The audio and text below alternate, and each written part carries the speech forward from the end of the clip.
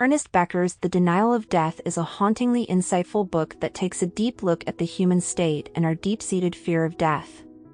This Pulitzer Prize-winning book came out in 1973. It mixes psychology, philosophy, and anthropology to give a thought-provoking look at how our knowledge of death affects our lives.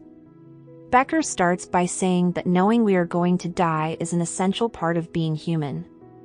He says that being aware of our own mortality causes existential terror, and that as a result, people build complex belief systems, cultural structures, and personal identities to protect themselves from the fear of death. Becker says that these defenses against death are what drive a lot of human behavior. One of Becker's most important ideas is the heroic embrace. He says that people try to go beyond their mortal limits by looking for figurative immortality in different ways. People try to leave a mark on the world that will last long after they are gone. They do this by making great works of art, becoming famous or wealthy, or doing heroic things.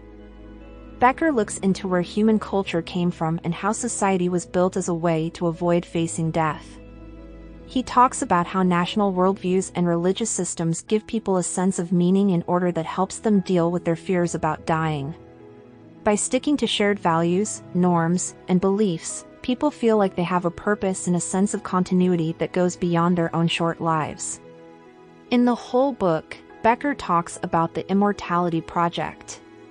He says that people try to make a difference in something bigger than themselves, like a religion, a country, a scientific discovery, or a cultural trend. These projects about living forever are a way to get over death and feel important and good about yourself. In the second part of the book, Becker talks about how denying death affects your mind. He talks about how the fear of death can lead to psychological defenses like avoidance, denial, and the desire for power. He says that a lot of anger and violence come from people's desperate attempts to show how important they are and get over their fear of dying. Becker uses examples from many different fields and many famous people from history, philosophy, and psychology to explain his ideas. He uses the ideas of people like Sigmund Freud, Otto Rank, Søren Kierkegaard, and Friedrich Nietzsche to back up his main point. He also uses stories from folklore, literature, and history to show how people deal with their own deaths. The talk of how World War II changed people's minds is a key part of the book. Becker says that at least some of the terrible things that happened during the war were caused by a group denial of death.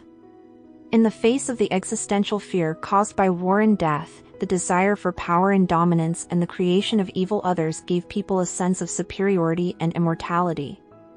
Overall, The Denial of Death is an interesting and thought-provoking look at what it means to be human.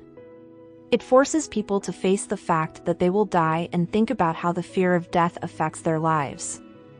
Becker encourages us to think carefully about our own views and values by looking at how people create meaning and a sense of self.